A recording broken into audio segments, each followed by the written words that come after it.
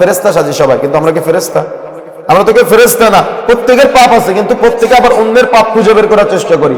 প্রত্যেকের ভুল আছে, কিন্তু প্রত্যেকে আবার অন্যের ভুল খোঁজার চেষ্টা করি। কিন্তু অন্তত তার ভুলটা যদি আমি গোপন করতে পারতাম, তো আমি তো আমার একটা ভুল কিয়ামতের মাঠে গোপন করার সুযোগ পেতাম, তাই না?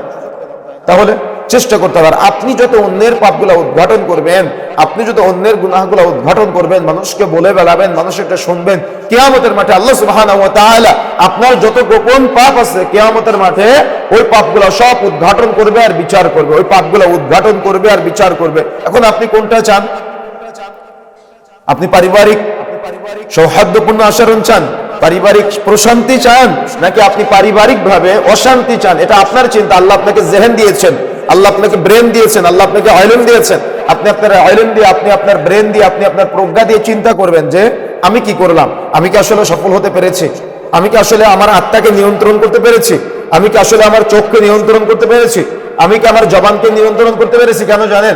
এগুলো বলার জন্য মুখ চুলকায় আর শোনার জন্য কান চুলকায়। এই জন্যই অপরাধগুলোর সাথে আমরা বেশি জড়িয়ে যাই।